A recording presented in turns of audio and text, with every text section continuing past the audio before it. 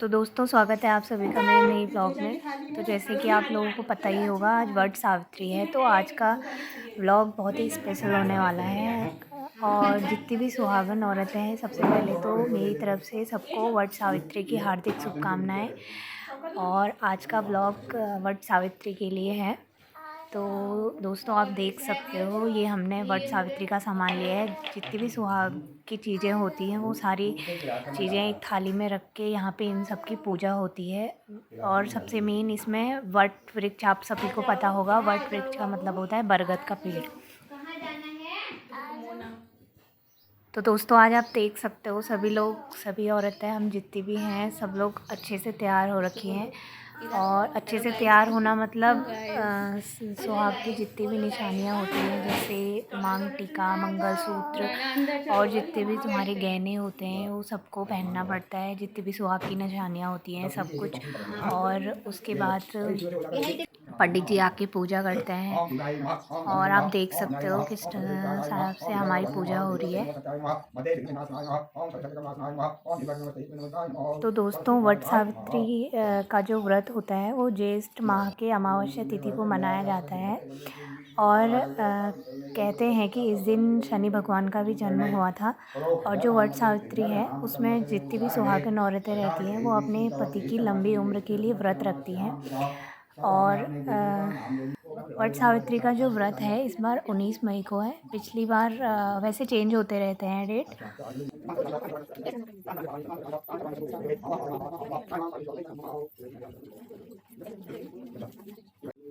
इस पूजा में वट वृक्ष का बहुत खास महत्व होता है। और वट वृक्ष के नीचे ही बैठ के इसकी पूजा की जाती है। अभी हमारे पास वट वृक्ष कहीं था नहीं, तो इसकी वजह से हमने घर पे ही टहनी ला रखी है। और कहते हैं कि वृक्ष की परिक्रमा करके उसमें कच्चा सूत बांधना चाहिए। जैसे कि आप देख सकते हो ये कलावा बांध रहे हैं जितनी भी सुहागन रहती है। और इसके अलावा एक सूत और होता है जिसको हम डोर कहते हैं, उसको गले में धारण करते हैं। अभी आपको वीडियो में आगे दिखने को मिलेगा। मान्यता है ये है कि इस व्रत को करने से पति की उम्र लंबी होती है। तो दोस्तों अभी सबने पेड़ के चारों ओर कलावा बांध दिया है। और अभी जितनी बार हमने कलावा बांधा होगा, जैसे सबने 7 बार बांधा है, तो 7 बार उसकी परिक्रमा भी करनी होती है बरगद के पेड़ की। आप देख सकते हो वीडियो में।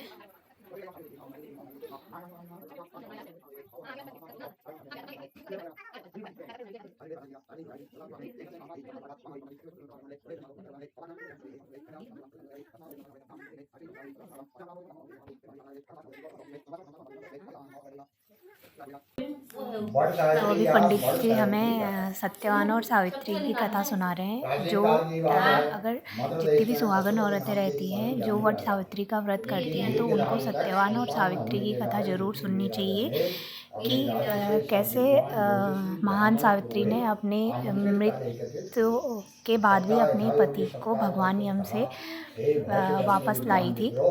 आप सब गणना करके यह बताने की कृपा करें कि मेरे भाग्य में कोई संतान है या नहीं। तत्काल राजा के प्रश्न का उत्तर देने के लिए विद्वान ज्योतिषियों ने अपनी अपनी ज्योतिष गणनाएं प्रारंभ कर दी। उस समय सब गंभीर होकर के राजा की ओर देखने लगे। राजा ने कहा, आप लोग संकोच आकर के सच्ची बात कहिए। ज्योतिष बोले, हे राजन, आपके प्रश्न का उत्तर प्रसन्नता से पढ़ाने वाला नहीं है, फिर सत्य को छिपाना नहीं है। न तो आपका प्रश्न जो है सत्यता को बढ़ाने वाला है, न प्रश्न को छिपाने वाला है। आपको क्या बधाई देना है? आपको बधाई देना आपके एक अत्यंत रूपवान, बुद्धिमान और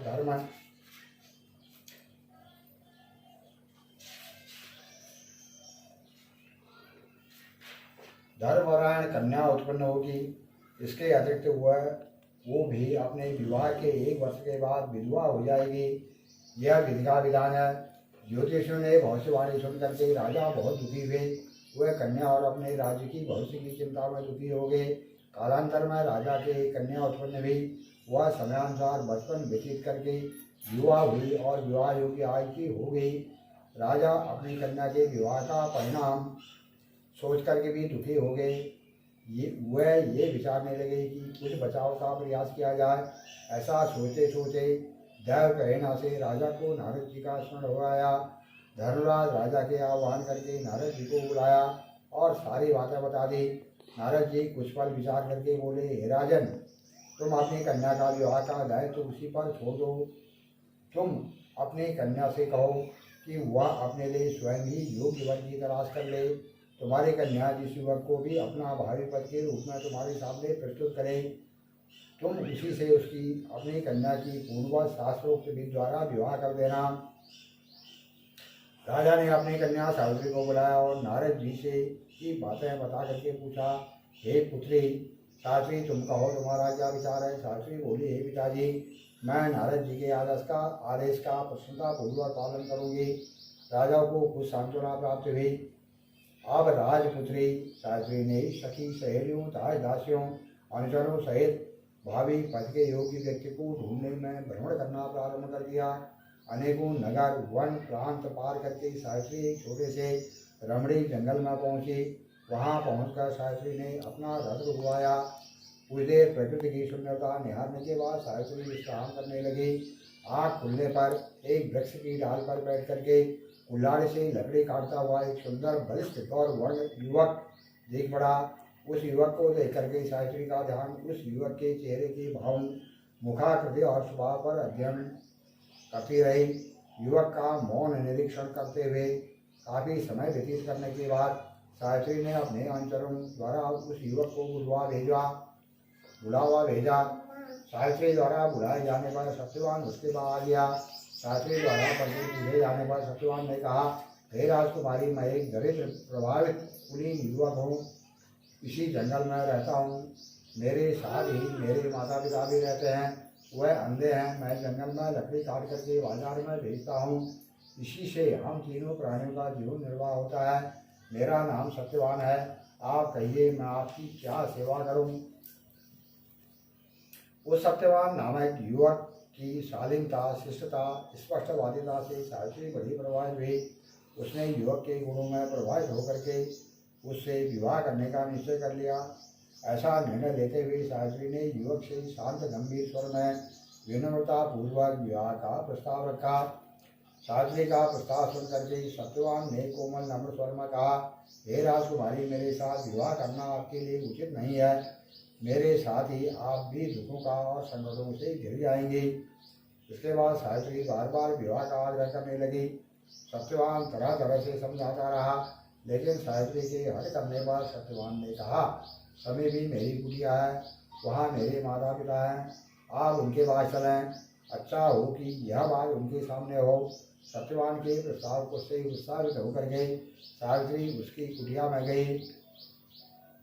वहाँ सत्यवान के अंधे माता पिता ने भी सावित्री को हर तरह से समझाया, और सावित्री ने अपनी ओर से उन्हें तरह तरह से आश्वस्त कर दिया कि वह विवाह की स्वीकृति प्राप्त करने में सफलता प्राप्त कर ली। सत्यवान ने भी विवाह के लिए स्वीकृति दे दी। सत्यवान की कुटिया में लौटकर सावित्री अपने पिता के पास पहुंची और संपूर्ण वृत्तांत बता दिया। सावित्री अपने पिता से वार्तालाप कर रही थी कि उसी समय नारद जी आ पहुँचे। वह बोले, तुम अपना पद किसे चुना है। इस पर सावित्री ने पुनः सारी बातें नारद जी के सामने दोहरा दी। तो फाइनली दोस्तों, अब हमारी पूजा ख़त्म हो चुकी है और अब हम आरती करते हैं। उसके बाद सबको प्रसाद मिलेगा। और दोस्तों, वीडियो को भी यहीं पे एंड करते हैं और आशा करती हूँ कि आप लोगों को मेरी ये वीडियो पसंद आए। और अगर आप लोगों को मेरी वीडियो पसंद आए तो ज़्यादा से ज़्यादा शेयर करें, कमेंट करें, लाइक करें और सब्सक्राइब ज़रूर करें। Thank you.